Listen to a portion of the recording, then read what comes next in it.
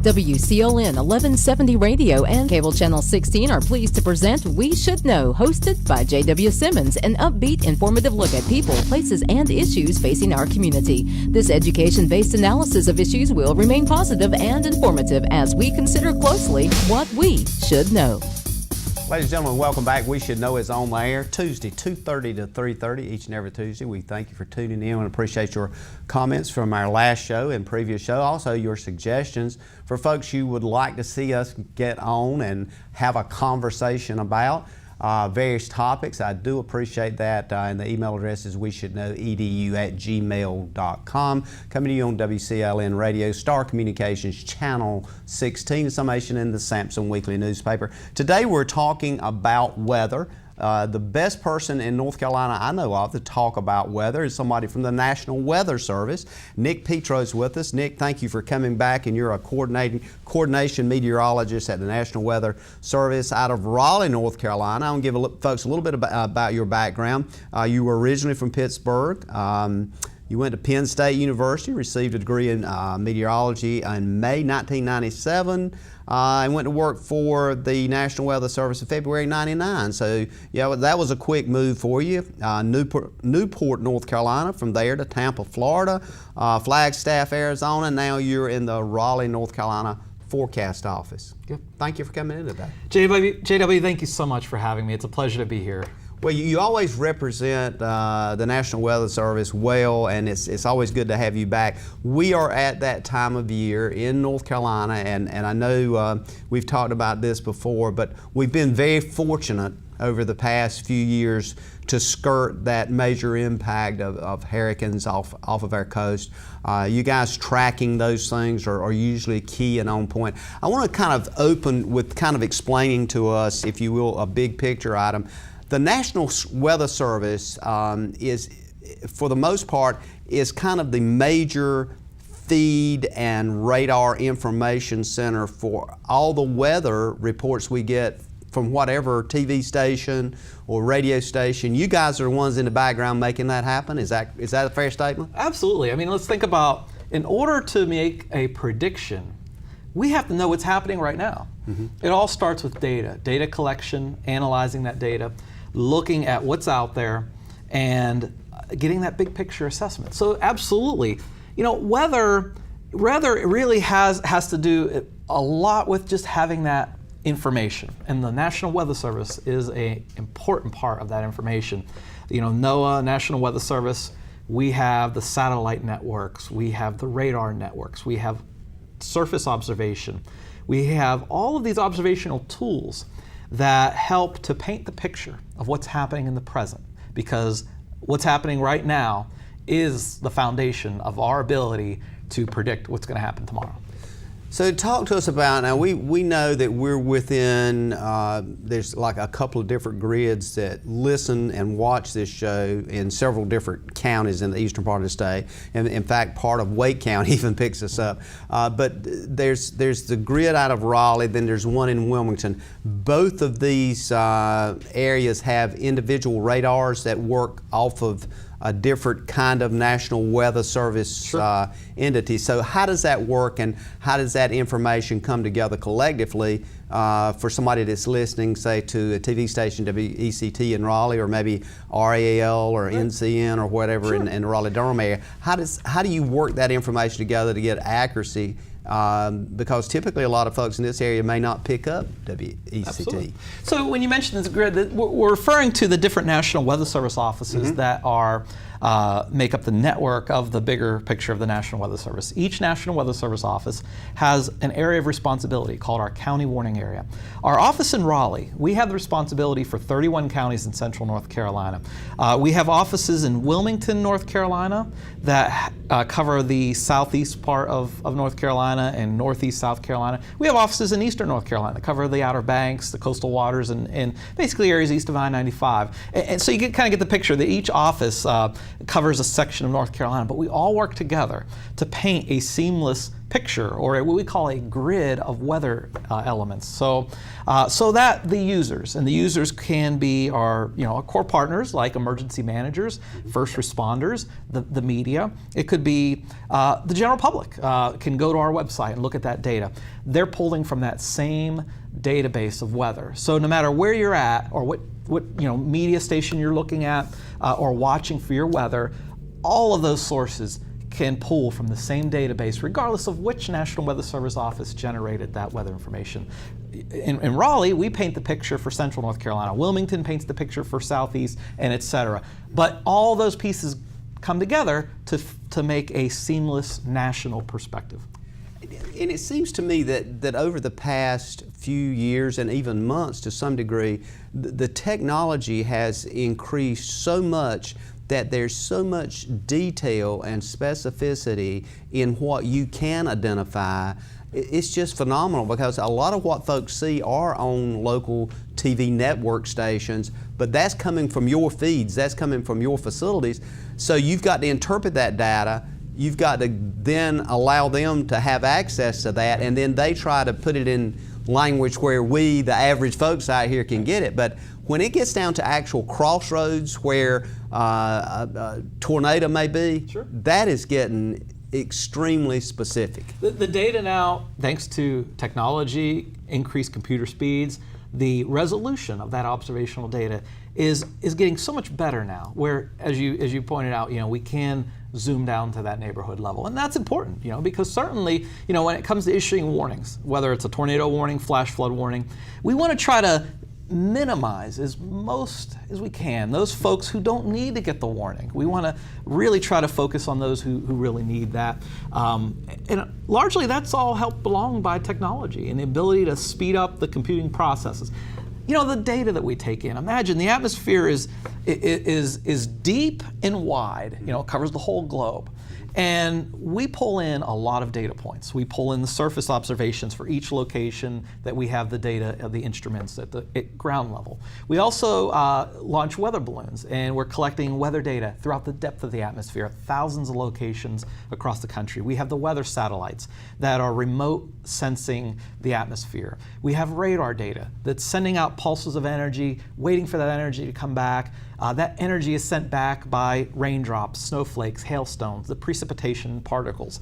All that data needs to be collected. It needs to be integrated, assimilated, and made in a way that we can view it and be able to look at that picture of the atmosphere.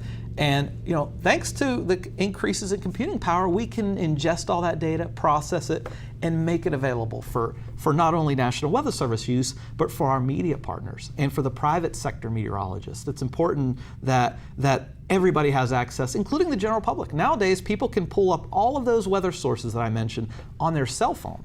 And it's just amazing how we've come along since I started in the National Weather Service almost 18 years ago to where we are today, how people have access to this information right at their fingertips. And it's a lot of that is in 4G capability. I mean, and as you said, the resolution is there.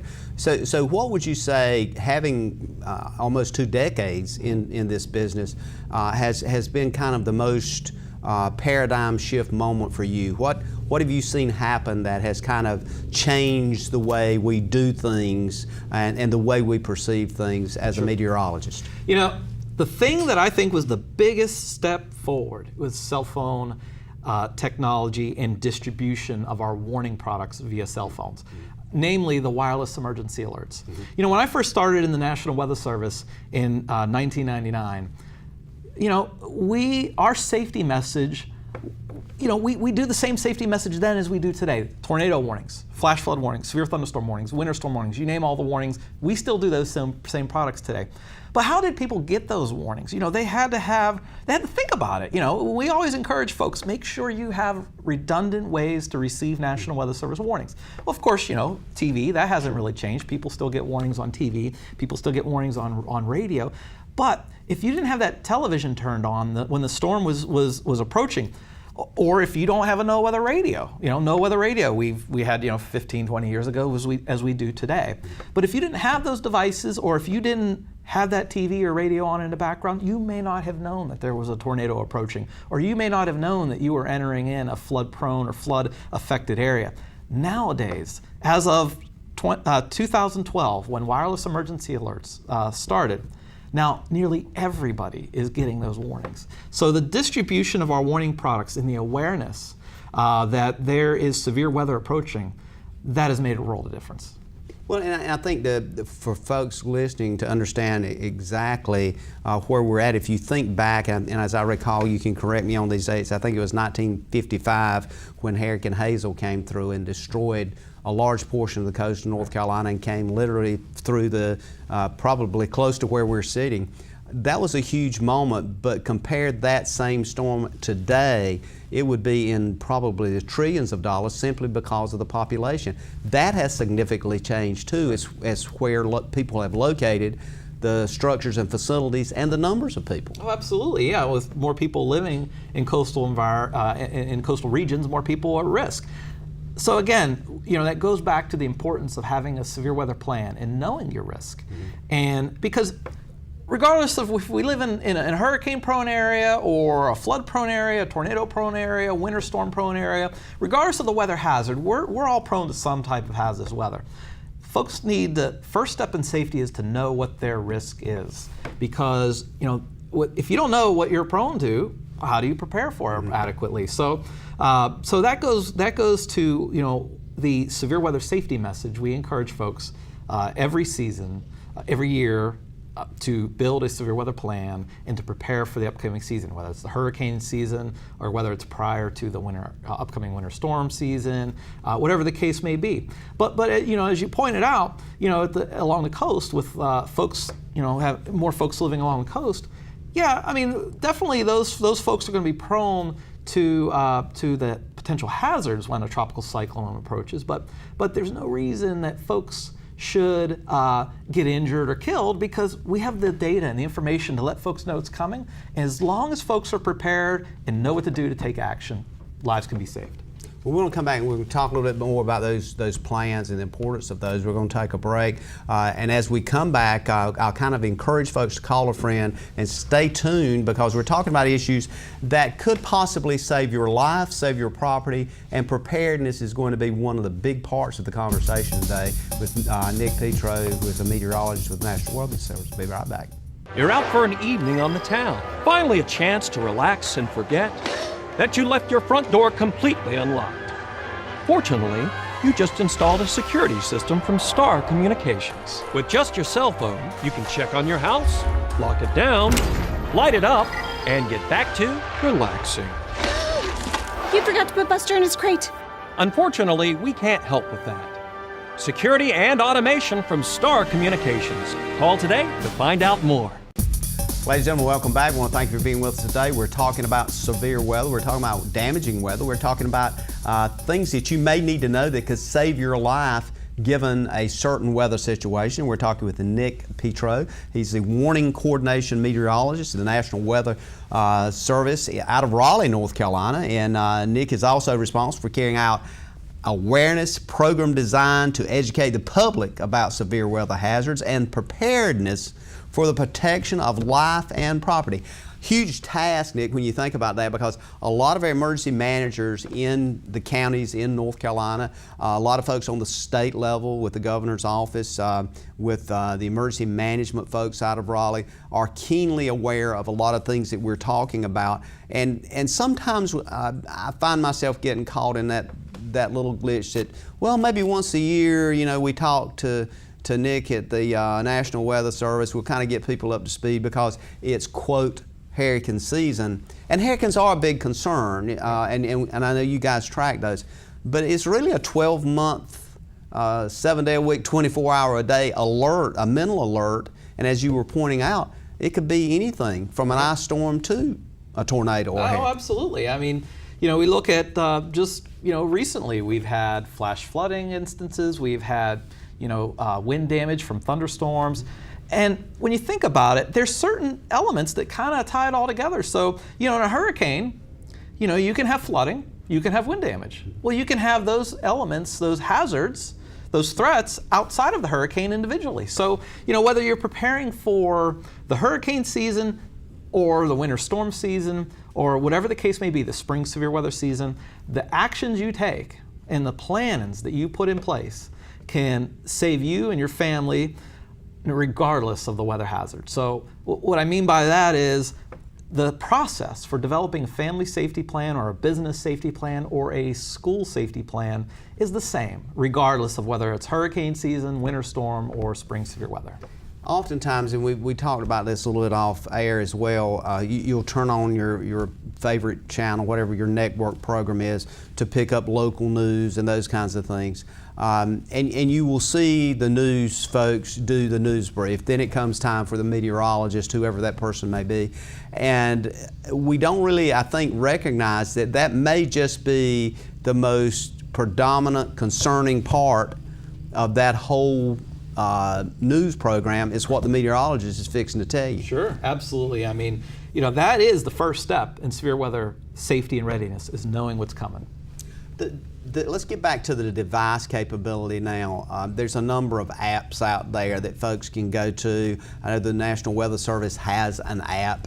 Also, there's other what I call app controllers that likes to take your app and then repackage it so they can get their advertisement on it. Sure. How is the best way for folks to go either in Google Play or on their iPhones and make sure they're getting nothing but the National Weather Service app? Well, certainly we would be thrilled for folks to get weather from whatever their favorite source is, because again, that's the first step in severe weather safety and preparedness, is knowing what's coming. So as long as folks take the effort to educate themselves about what's possible, whether it's today's forecast or their forecast for next week or any length of time, I'm not particularly concerned about where they go to get that information, just as long as they get that information from somewhere. And it's accurate, exactly. Now, if folks specifically want National Weather Service sourced information, one particular site that is great for mobile devices is mobile.weather.gov.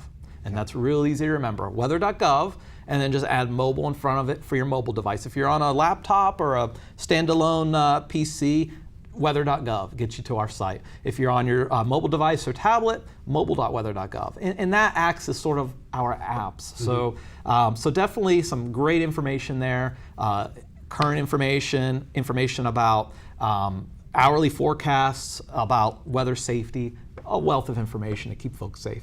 Before we get into the checklist stuff, I want to talk a little bit about this idea of hurricanes and El Niños and those kinds of things. We hear those words a lot. We hear folks talk about the heating of the ocean, and we hear folks talk about, oftentimes you guys will start tracking something off the coast of Africa somewhere, and we're talking thousands of miles away, but you're picking that up. Yeah. Is that normally where you see most of our hurricanes that we've had and predicted for the future? Did they actually generate in that region of the globe and move this way, or do you see more now developing in some of the more, should I say, island areas south of us? It depends on the season. Okay. See, hurricanes are dependent on warm ocean waters. And as the summer season, evolves, the waters are getting warmer. And of course, as we head into the winter season, those waters cool down.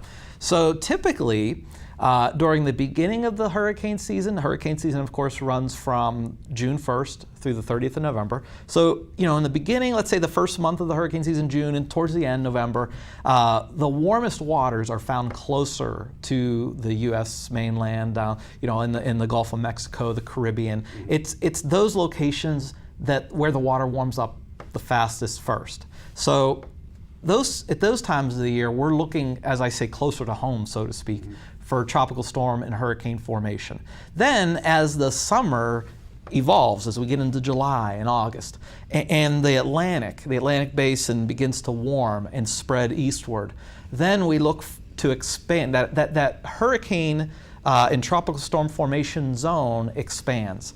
as we get into September, then all of the Atlantic Basin is adequately warm enough to support the development of hurricanes and tropical storms. So that's when we look more towards the west coast of Africa. We call it the Cape Verde region. The Cape Verde's part of the season, where we're looking at waves, weather disturbances moving across Africa. And when they emerge off the west coast of Africa, they encounter that warm water and have the opportunity to further develop. We've talked about, I know we've mentioned this in the past, I wanted to kind of brush over this again as well, is once you see one of those depressions, say as far away as off the coast of Africa, is the accuracy in where that's headed improving, or are we still dealing with maybe a 7-day window before you can start really narrowing that cone of possibilities? Yeah. What has technology done for that over the past couple of years? Well, our modeling capabilities have allowed us over the years to narrow that cone. So the cone, of course, the further you get out in time, in days, the wider that cone becomes, because that represents the possible tracks that the storm can take. Over time, with the advancement of computer modeling, again, it all goes back to technological advancements, improvements in computer technology. We've been able to resolve those storms. When I say resolve, I mean the modeling of them and the weather simulation of them. We've been able to resolve them at much greater detail. With that greater detail comes better forecast tracks. We're still challenged with intensity predictions. The strength of the storm itself. But in terms of where it goes, that has improved dramatically over the years. And if you go back in time, if you were to go back and look at archived cones from, say, 20 years ago, the end of those cones were really wide. Well, nowadays, the ends of those cones are very narrow because our confidence has improved, because our ability to model it has improved. As such, the accuracy has improved. So we're able now to narrow that cone down a little bit, be a little more specific. But again, folks when they see that cone, it's still, there's a lot of folks who get focused on the line in the middle, and we want to always remind folks that cone is important, because that represents where it could go, not just focusing on the line in the middle. And that could be anywhere within that cone could be the target hit point. Absolutely. So when you look at that and you think about that, I want to toss this in to just before we go to our next break, is that idea that industry and business look closely at weather patterns and what weather is doing. I mean, if you can imagine somebody building several $1 million facility somewhere, do they contact you guys and say, give us a history on this particular location, how many times it's been hit by whatever? Is that reasonable to assume? Well, the good news is yes, that's true. But actually, the acquisition of that data is much easier. All that data, as it comes in, is archived and put on servers available for anybody to download and access. So anybody that's looking, not only as our economic developer John Swope often talks about education and various other things that's important, weather becomes critically important as well, because who wants to locate and look at a major problematic issue with weather? How does that look across the country, though? I mean, as you look at it from the various places that you have served with the National Weather Service, from Flagstaff and all over, there's different kinds of things that impact. Well, certainly, yeah. The weather hazards vary dramatically from one part of the country to the other. But in terms of the observational data, it's the same approach. We have our satellites, our radars, our weather balloons that we launch. We have our surface observations. All that data is collected in a uniform fashion, no matter where we're at in the country. And there's standards set for weather observations across the world. All that data is important, and it comes in, and we are able to collect that data, run analysis on it, model it, and make it available for folks to use. The idea of the National Weather Service as well, does it get involved with such things as tsunamis, as it relates to earthquakes and those kinds of things that might create some large ocean abnormality that could destroy millions of people, as we've seen around the world? Yeah, absolutely. So, for example, an earthquake is not weather per se, but we have the distribution infrastructure that if there is another type of hazard or something that is occurring where we need to get mass notification out, The National Weather Service has the infrastructure set up through, in conjunction with the emergency alert system to distribute emergency messages. So, for example, our NOAA weather radio, we refer to them as NOAA all hazards radios, because it's not just tornado warnings and flash flood warnings and severe thunderstorms that you can get hazard information. If there's things, as you mentioned, earthquakes, tsunamis, we can deliver that information as well.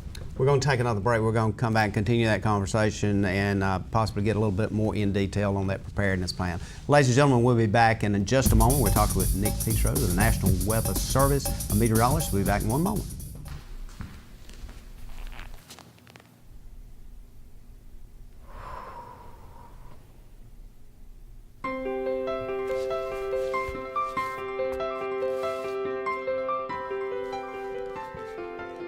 Whether it's video, voice, internet, or cellular, Star Communications connects you to the things you love.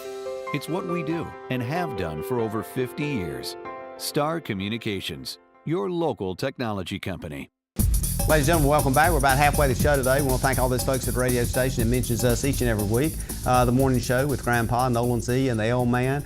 Moving right along with the middle of the day with the Gospel Hour with Wayne Weeks. We appreciate Wayne's comment. Nicole, also with the Country Store, that mentions this show each and every week and does a great introduction for our show and has for about 5 or 6 years now. We appreciate Nicole doing that. Tommy in the afternoon with his music show and various other things that Tommy the Fly does. Tommy, we appreciate your commentary. And of course, not last by any means, the Boogie Shoes Radio Network on Saturday, Robert Stroud, each and every Saturday. Sit back and listen to some of those tunes that you may remember and bring back some fond memories for you. Boogie Shoes Radio Network. We're talking about weather today. We're talking with Nick Petro. Nick, you're a meteorologist. You carry out a multitude of functions. You've been in several different National Weather Service agencies, which is part of the National Oceanic Atmospheric Administration. I felt like I needed to say that because NOAA, when I hear about weather and I think about weather and I hear the word NOAA, for some reason the ark comes back to mind and I'm thinking, well, that had a weather impact as well, Well, we were talking about this idea of how the weather really drives so many things in our life.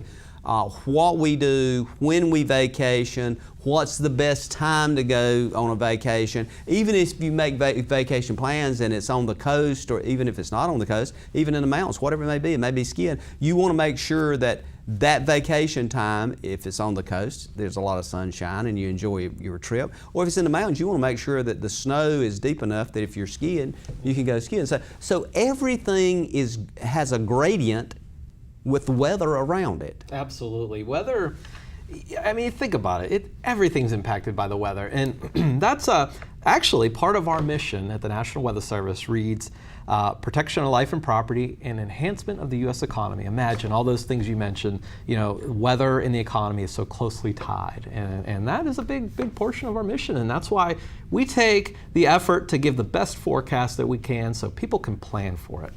When we look at the impact of that, of course, one of the big things in this area, and not only this area, but the state of North Carolina, as Commissioner Troxler continuously points out when we have him on the show, he talks about that $75–80 billion industry called agriculture. Absolutely. When we look at it, first thing we think about, obviously, is life. But the other part that we've seen in some of our hurricanes that's been through here, Fran, Floyd, and others, literally water has been equally as damaging as wind. Oh, absolutely. And inland flooding, Hurricane Floyd comes to mind, and events, when we look at the big impact, when you think of hurricane, I bet most people probably off the top of their head think wind, Yeah, absolutely. windstorm. And in fact, the Saffir-Simpson scale, category 1, category 2, or whatever the category, that is a wind scale. And sometimes I'm concerned that folks get too wrapped up in that, what category is it going to be?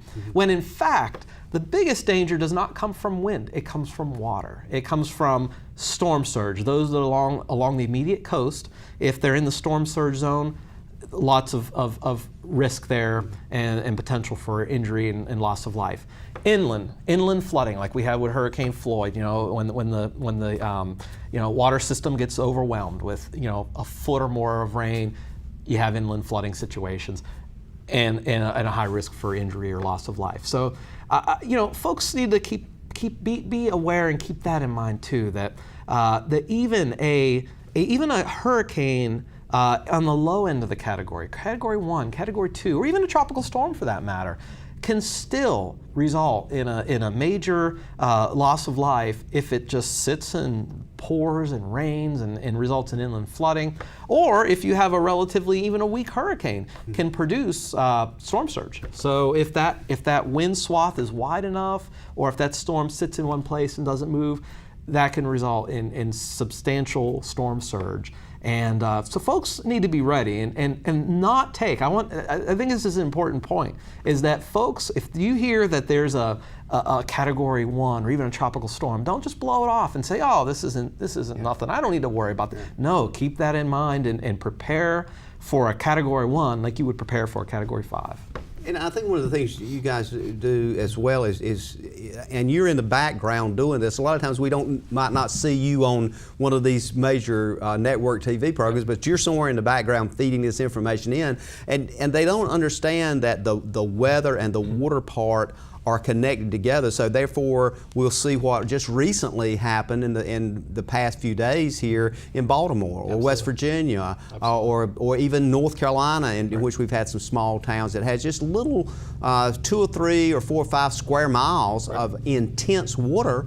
And we've had near life loss situations, and then one gentleman was just recently noticed that he was in a vehicle and decided that he was going to drive through some water, and it was just a bad situation. Well, in fact, most flood deaths occur in automobiles. So, and just poor decisions. People driving into areas where water's covering the road, and they just make a poor decision and think they can get across it. I mean, if there's one thing that I can impress upon the listeners and viewers is if you see water covering the road, don't go through it. Find another way. Turn around, don't drown. Because you never really can know what's underneath the water, how deep that water is. It only takes a few inches of water to cause to sweep away a car or to knock someone off their feet. So, we just saw it last night. There was flash flooding in southern Orange County in Carrboro. There was, and it wasn't like a half a foot or a foot of rain. We're talking 2-3 inches of rain in an hour's time. Happened to fall over a urban area where there was a rapid runoff, a lot of development, and somebody had to be rescued in their car. They drove into an area where water was covering the roadway, and those things are preventable. Certainly there's other risks when people take that chance and drive into areas where water covers the road. Not only are they putting themselves at risk, but then they're putting those who have to come and rescue them at risk as well. So, and as you mentioned, in the Baltimore area, just a few days ago, we saw in the news all the flash flooding, and it was amazing to see that video. I think it went viral of the human chain of somebody trying to pull someone out. That didn't have to happen. Those folks, if they just avoid flooded areas, don't drive into it. Find another way. How close are we in getting predictions out and alerts out on those kinds of things? I know with tornadoes, for example, there's numbers of cases of where folks have literally been saved by listening to their device, and either taking cover or doing something if saved their lives. There's just testimonials out there. Oh, absolutely.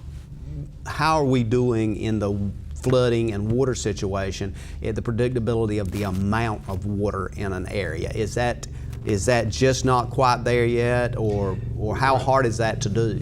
Well, certainly it depends on the time scale. So, in the next, say, few hours, it becomes more of an observational task than it is a forecasting task. Because in a case like, for example, last evening, the flooding in Carrboro, in those situations, we are monitoring the radar, watching where it's raining heavy, trying to find data sources where we can find how much rain has been collected in rain gauges, using the radar for rainfall estimates. So in that case, it's more of an observational task in determining, okay, is there too much rain in a short period of time? And if so, then there's a high risk for flooding, and we issue our flash flood warning. But in general, we try to give it at least several days in advance a sense to folks of whether or not a given day in the future is a higher risk for flooding in terms of getting multiple inches of rain. Now, the right mix is in the absolutely, yeah. So when you look at that and you look back at some of the things, and you mentioned a couple that has occurred, were you pretty much on point with that when you were looking at it? Do you think that you could have missed something, or have you hit it on point for the most part? Well, I'd like to think we hit it on point as much as we can, but the weather is the weather. It's the atmosphere. I mean, there are some things that are obviously more challenging to predict than others, and the atmosphere is a very complex system. So there will be times when we might miss something, or there might be but we take pride in the fact that happens lesser and lesser these days. Now we're on average able to provide about 20 minutes of lead time for tornadoes. Last night when we issued that flash flood warning for the Orange County Carrboro area, and that's just one example of many, but we provided 40 minutes of lead time before that flooding occurred. And those are the things we take pride in at the National Weather Service, because the more time we can give folks time to prepare, then the better the chance they're not going to be impacted, or they can be saved, or injury or fatalities prevented. And preparation comes to my mind in that once they're notified, they need to kind of take it serious, and if they are in a low-lying area, or their vehicle is even in a low-lying area, it would probably be prudent on their part to move that. And hopefully it will not come to pass maybe as bad Absolutely. as you think, but they hadn't lost anything but a few minutes in transporting that vehicle, or at least if they have family members calling them and saying, look, if you're coming this way, how about wait about 30 minutes and let's see what happens. Right. Well, it's an interesting point. This place that flooded that I keep referring to as an example, it has flooded before, and the same places tend to be, as we call it, hot spots, so to speak. And so again, that goes back to preparation. If you live in an area that has been impacted by any type of hazard, by flooding, or folks along the coast that have been impacted by storm surge or other hurricane impacts, then you need to be especially cognizant of making that plan and having a severe weather safety plan, because I tell you what, if it happened before, it's probably going to happen again when it comes to the weather. And I think that sense, not to become paranoid, but have a hyper sense of awareness, is partly critical to their survivability and to property damage itself. So as we continue this discussion, we come back, I want to kind of get very specific on some of the checklist stuff that folks need to think about to have, because as you said earlier, the device might not be there. Ladies and gentlemen, we'll be back in a moment. Stay with us, call a friend. We're talking to the National Weather Service. Be back in one moment. Give me a home where no burglar can roam, where my kids and their pets safely play. With security by Star, I can check in from afar, hit the lights, lock the door, night or day. Really? Yeah, I can see my cameras, switch the lights, lock the doors, set the alarm, all from my phone. Their prices are right, my home's locked up tight, Star Security makes me feel great. Welcome back, ladies and gentlemen. Thank you for being with us today. You're either watching us on Channel 16, Star Communication, or listening to us on WCLN radio. You may be reading a summation in the newspaper. And if you look at this, typically we do replays at 7 p.m. Tuesday, Wednesday, and Thursday, so you can pick us up if you happen to miss the show on Tuesday at 2:30. We have those replays for you. We're talking about weather issues, and we're talking with none other than Nick Petro with the National Weather Service, a meteorologist and educator. I'll kind of give you a newer title. You've been doing this for about 2 decades now. You've seen a lot of stuff. There's a couple of programs I want to touch on quickly, and then I want to get into a checklist for folks that are listening to be prepared. One of them is the SkyWarn program, and the other one is called Weather Ready, which is a national initiative. Right. Tell us how those things work, and what are you, with the National Weather Service, trying to push forward with? Sure. This? Well, with SkyWarn program, that is our network of volunteers who observe the weather and report to the National Weather Service occurrences of severe weather or weather-related damage. These are trained people. These are trained people. It's about a 90-minute course that we go out and we teach. Once folks take the course, they are trained about how to stay safe during severe weather, what to look for in terms of threatening situations weather-wise, and if they see severe weather damage, how to get in touch with us to call us and report that. You see, it's so important to have what we call the ground truth, because at the National Weather Service, our staff, we're watching the radar and we're watching satellite, we're watching surface observation data, but that's all remote data. We might be looking at a certain signal on the radar and we might make inferences about what's going on, but nothing beats the actual ground truth of what really is occurring. So it's important to get that verification and that confirmation of what we think may be happening. It's important to get that information back to us in as real time as possible. That's what SkyWarn's all about. It could be anybody. Anybody can sign up to be a SkyWarn volunteer, weather enthusiast. It could be anybody. All you have to do is take the course. Contact you guys to find out when they can take the course. Correct, yes, absolutely. And who may be offering that. We offer the class in person, or folks can take a online class. It's self-paced. And I know some places work through the community college system to help to get that Absolutely. out to the emergency service providers. Exactly. We work with civic groups to host these classes. We work with the amateur radio community. We work with emergency management folks who help sponsor and put on classes. So a lot of classes around. If folks go to the National Weather Service website, weather.gov/Raleigh, and click on our SkyWarn link, you can see a list of upcoming classes in person. Okay, and of course the Weather Ready program, a national initiative, kind of dovetails with that a little bit. Absolutely. So, one of the biggest parts of Weather Ready Nation is what's called our Weather Ready Nation Ambassador Program. Now, I would love to be able to do what we're doing right here, which is helping to educate your listeners and viewers. I would love to be able to do that for everybody across the country. But there's only so much one person or a few of us at the National Weather Service can do. So the Weather Ready Nation Ambassador Program was developed as a way for folks who have an interest in weather to help us spread severe weather safety. And we're always looking for Weather Ready Nation ambassadors to help us go out into the community and to help prepare and educate folks about how to stay safe during severe weather. You see, now everybody's getting that information with cell phone devices and media the way it is today. Everybody's got information at their fingertips. The question now becomes is once you get that warning in your hands, now what do I do? Absolutely. And that's our education initiative, is to try to get people prepared and educated about what they can do to stay safe before, during, and after the storm. Which brings me to the next observation is, as we've been talking today, and one of the things you mentioned off air is oftentimes those devices, given the weather conditions, may not be there. They're going to go down. The only communication you may have is if you do have a battery-powered radio that gives you information.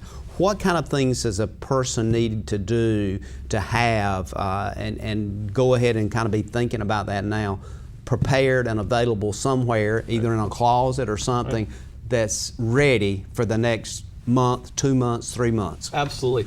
Is a plan. That's what folks should do, is plan. It could be a simple one-page plan, written plan, or it could be something more elaborate where you list information such as communication, how to keep in touch with with family and where to go for meeting space if folks get separated during a weather disaster, but more importantly, where to go once you get that severe weather alert. Where's the safe shelter in your home? What types of supplies do you need to have on hand? And there are templates that folks can go online and download that will help them build that severe weather readiness plan. There are plans that are designed for residences, for people, for their families. There's plans designed for businesses.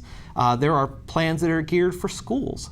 There's a range of plans. If folks can go to ready.gov, and there are templates and plans that folks can download. Things like making sure you know what are the hazards prone to your area. Building that plan, that written plan, making sure you have redundant and numerous ways to receive severe weather alerts and stay aware of what's going on in the situation. building a storm kit. It's important to have those supplies. Oftentimes during weather disasters, we're stuck at wherever we may be when the weather hits.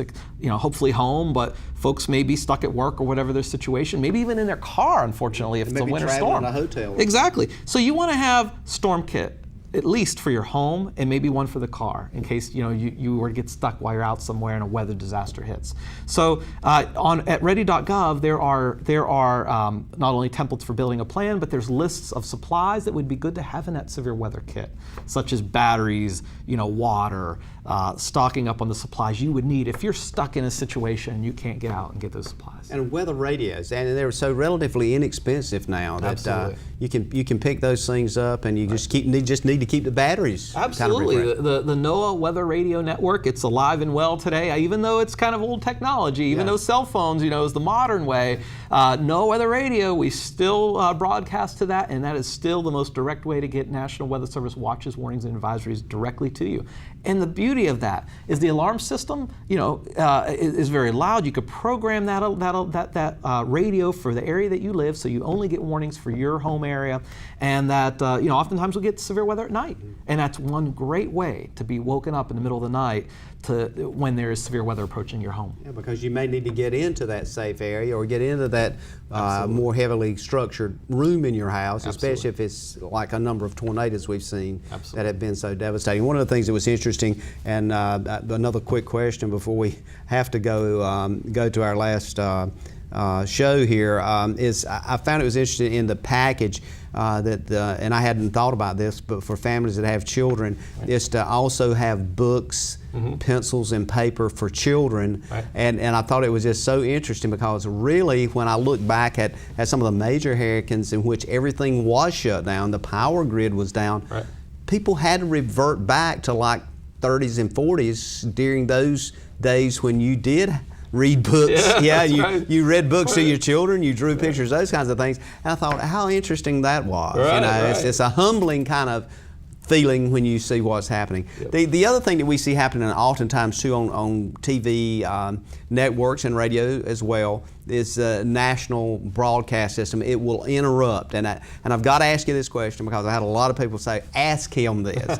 The broadcast that it feeds is a gravelly, not very clear sound and so forth. Is that intentional to draw attention to that, or is it just the way it's fed into the network programming, or what? Sure. Well, we've been, in terms of the actual audio quality, we've been working to improve that quality so it's more understandable. We still do most of our warnings, in fact, are automated. They're computer voices, computer synthesized voices.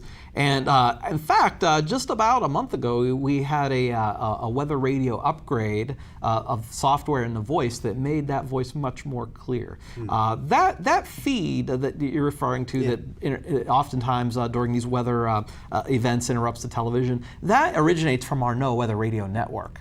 So whether you're listening to it on NOAA Weather Radio or hearing it rebroadcast on television, it's the same thing. The good news is we just upgraded the voice for that. Should be much clearer now. Occasionally we do have, still can do it manually, human. You'll every now and again hear a human voice. So. Yeah, I had someone to mention, said, well, ask him that, because if they can have satellites in deep space, looking at deep space weather, what's the deal with this? I thought, I gotta ask that. I wonder what that same person would say now that maybe they heard the new voice. Maybe change the whole dimension. Yeah. So what do you want to leave folks with? I'll give you a few minutes and we'll kind of get to a wrap up.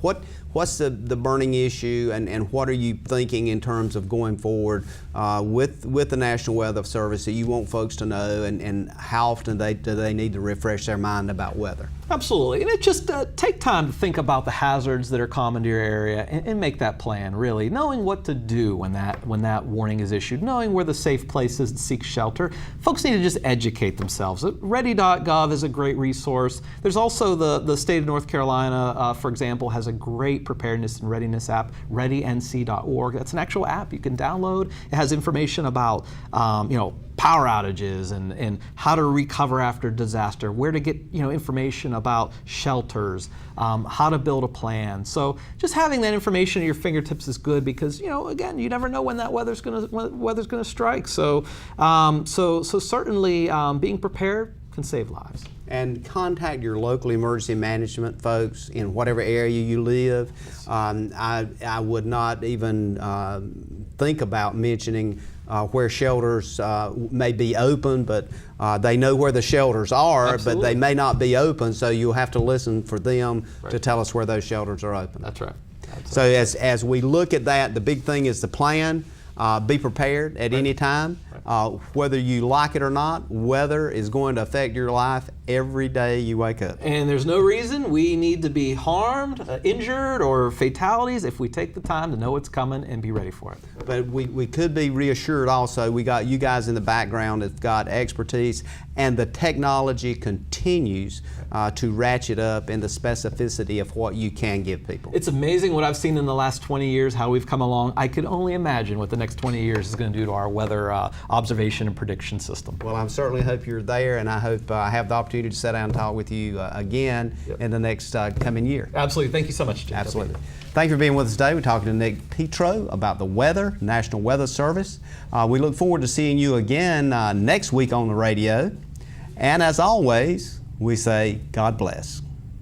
Thank you for tuning in to this week's episode of We Should Know with host J.W. Simmons. If you have a question, comment, or suggestion regarding this or any episode, please send your emails to weshouldknowedu@gmail.com. And remember to tune in every Tuesday at 2:30 for another informative episode of We Should Know.